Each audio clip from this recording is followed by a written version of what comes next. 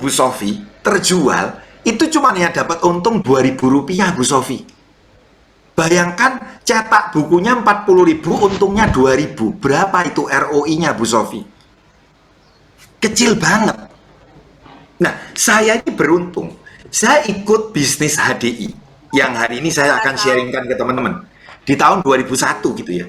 Dengan saya pertama kali join, saya membayar uang pendaftaran 65.000. Teman-teman perhatikan.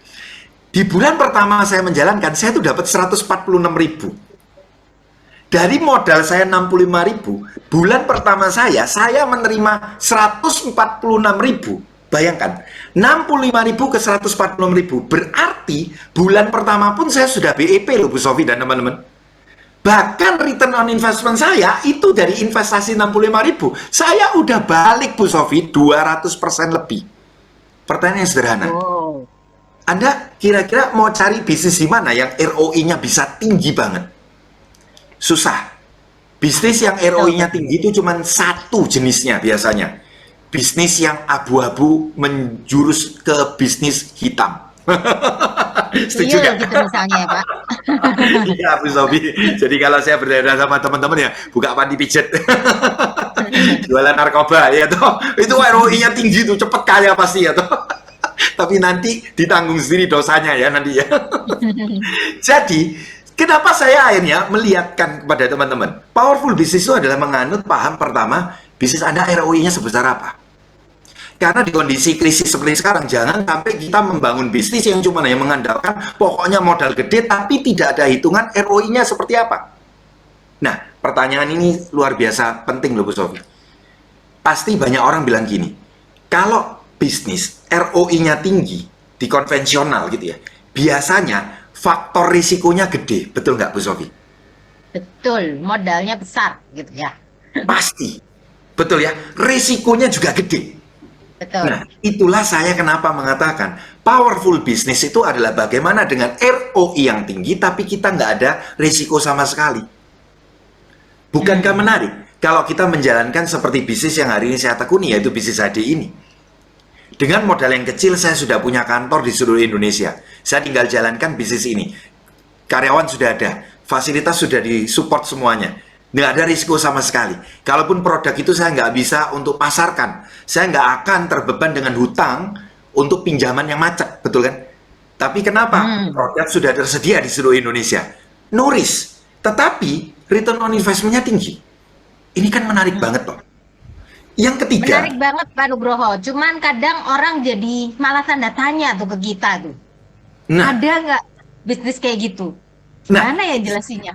sekali lagi Bu Sofi, kebanyakan orang itu menjadi orang yang tipe 60%, yaitu orang yang cukup lambat menerapkan perubahan. Bukan yang lambat ya, cukup lambat. Karena mereka nggak mau cepat untuk cari tahu. Mereka kebanyakan menghakimi dulu, paham ya Bu Sofi ya? Menjudgment, oh MLM, oh langsung mereka judgment dulu gitu Bu Sofi. Padahal kalau mereka tuh mau untuk melihat ya, seperti apa MLM ini, mereka justru akan melihat bahwa MLM ini salah satu bentuk powerful business. Kenapa? Karena yang nomor 3, sistemnya sudah Anda. Anda akan diajarkan bagaimana cara menjalankan bisnis tersebut hingga mendapatkan profit. Karena hati-hati loh Bu Sofi dan teman-teman. Hari ini banyak orang menawarkan powerful bisnis katanya mereka. ROI tinggi, nggak ada risiko. Setahu saya ada ya pasti ya. ROI tinggi, ada risiko. Tapi kita punya sistem, pakai mungkin robot ya toh, pakai mungkin sistem layangan putus ya toh, nggak tahu, nggak jelas ya gitu ya. Yang intinya mereka pun katanya ngomong ini ada sistemnya. Nah tapi hati-hati, betulkah sudah teruji? Powerful business ini tadi adalah network marketing, Bu Sofi dan teman-teman. Ini yang banyak orang nggak tahu. Dan ini bahkan sudah ada banyak faktanya. Karena kalau kita lihat sekarang seperti di buku Berpikir dan Menjadi Sukses, 20% orang menjadi jutawan melalui bisnis pemasaran jaringan. Siapa yang nulis buku ini? Dr. David J. Schwartz. Bapak psikologi modern yang nggak ada kaitannya dengan MLM. Kenapa orang tuh susah mempercayai hari ini? Pertanyaan saya sederhana kan. Ini penulis buku bestseller loh Bu Sofi. Kira-kira Bu Sofi ya, kalau hari ini ya, udah tahu fakta ini. Kemudian tetangga Bu Sofi ngomong ini, MLM tuh nggak bagus. Kira-kira menurut Bu Sofi, tetangga Bu Sofi sama Dr. David J. Schwartz, secara riset, secara pengetahuan dan wawasan, lebih banyak mana kira-kira? Iya toh? Ya, cuman orang pasti mikir, ya itu kan baru satu buku gitu ya. Ya pasti. Saya tahu, saya pun nggak mungkin mempercayai kalau cuma hanya satu buku dan satu orang. Bisa jadi dia afiliatornya. Dibayar ya, betul ya. Ya. Nah, ini baik, mari kita lihat ya dari buku Cash Flow Quadrant itu dari Robert Kiyosaki. Kemudian ada Business School, Business of the 21st Century. Ini semua dibahas tentang potensi dari bisnis network marketing. Masih ada lagi tokoh ternama seperti Bill Clinton. Bahkan beliau mengatakan 7 juta pelaku bisnis network marketing di Amerika itu membantu pertumbuhan ekonomi Amerika. Bahkan dikatakan di sana Anda bukan cuma hanya sukses untuk diri sendiri, tapi Anda menawarkan peluang bagi orang lain dan juga mengangkat kehidupan mereka sehingga mereka mendapatkan yang terbaik dari potensi diri mereka sendiri. Dan kita masih bisa lihat seperti Warren Buffett, bahkan orang terkaya kedua di dunia ya, sekarang dia orang terkaya kelima di dunia ya. Dia mengatakan bahwa kalau harus mulai dari nol, dia akan mencoba menjalani bisnis MLM. Lah, kan kita harus cari tahu nih. Bahkan sekelas Anthony Robbins pun mengatakan bahwa bisnis MLM ini adalah salah satu bisnis powerful. Kenapa? Anda bisa mendapatkan semua hak sebagai pebisnis besar, tapi Anda tidak perlu mengeluarkan kewajiban seperti pebisnis besar. Bingung nggak teman-teman semua nih? Pebisnis besar, modalnya gede banget, harus punya cabang di mana-mana, produknya certified, berkualitas. Kira-kira modalnya gede banget kan ya? Tapi di sini, yang namanya MLM ini sendiri, Anthony Robbins mengatakan kenapa powerful business, begitu Anda bergabung di dalamnya, Anda sudah langsung memiliki semua manfaat sebagai pebisnis besar itu tadi. Tanpa mengalami kepusingan orang-orang yang mengelola bisnis besar itu sendiri.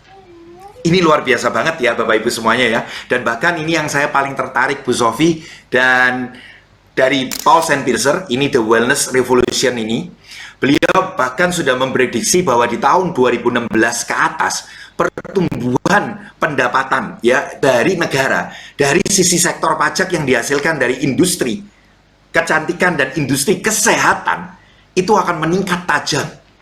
Kenapa? Karena kebutuhan masyarakat tentang kesehatan itu akan menjadi semakin tinggi. Prediksi beliau nggak luput, ya. Prediksi beliau benar-benar terjadi, dan kita bisa melihat sekarang di Indonesia pun kesadaran orang untuk hidup sehat semakin tinggi. Dan bahkan Anda bisa melihat McKinsey & Company, lembaga research yang terpercaya di dunia ya, bahkan mengatakan ke depan akan ada 1,5 triliun US dollar, Bapak Ibu, bayangkan, yang mana itu adalah perputaran dari industri wellness. Ini yang menarik sekali teman-teman sekalian. Berarti. Ya. Potensinya sangat besar ini Bu Sofi, dan ini memang sudah digambarkan bahwa kalau Anda mau menjadi wealthy ya, menjadi makmur, Anda bisa bergabung di industri ini. Nah, ini menariknya Bu Sofi. Orang pasti bilang sekali lagi kan gini kan, tapi saya tuh nggak anti dengan MLM, betul nggak? Ya, siapa yang seperti itu? Boleh tulis dong di kolom chat. Banyak ya. Awal-awal kan banyak orang yang anti. Ya, termasuk saya. Tanpa tahu pengetahuannya gitu ya, Ko ya. Betul. Dan orang yang tahunya pokoknya MLM tuh, MLM nggak bagus gitu kan ya. Nah, mari kita lihat. Ini bagi saya quotes of the 21st century ya, Bu Sofia. The richest people in the world look for and build network. Everyone else looks for a job.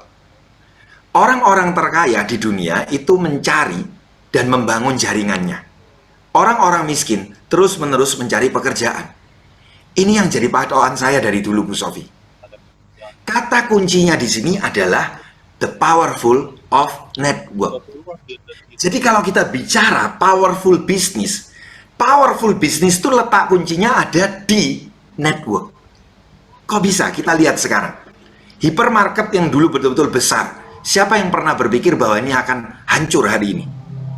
Mulai dari Carrefour yang menjadi Transmart, kemudian ada Hypermart, ada Giant, dan lain-lain. Hari ini bagaimana nasib mereka? Mereka bisa betul-betul terdesak dengan adanya jaringan bisnis yang dibuka sangat luas.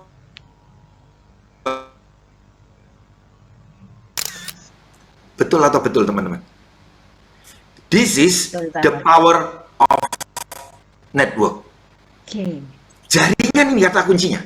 Dia bisa menjangkau ke lebih banyak orang langsung ke market dengan sangat masif, Bu Sofi. Bahkan kita bisa melihat hari ini, Bisnis yang masih terus bertahan di saat krisis ini dan bahkan berkembang adalah yang memiliki network yang besar. Coba lihat nama-nama ini. Mereka masih survive loh di saat yang lain mati. Kenapa? Karena besarnya network yang mereka miliki. Dan hari ini, saya justru mau mengajak teman-teman semua. Kenapa Anda tidak mulai dari saat ini, mulai membangun network Anda? Karena kuncinya adalah di network. Kenapa hipermarket itu jadi ambruk? Karena network mereka terlalu kecil. You must build your network now. Nah, di sini ajakan saya, kenapa saya menyediakan hari ini dengan HDI Powerful Business ini tadi? Karena kita membangun network kita dengan kondisi kita nggak perlu pakai modal, nggak ada risiko, memenuhi semua syarat Powerful Business Action itu tadi, Bu Sofi. Di mana kita bisa melihat yang pertama mulai dari perusahaan. HDI adalah perusahaan multinasional company yang sudah ada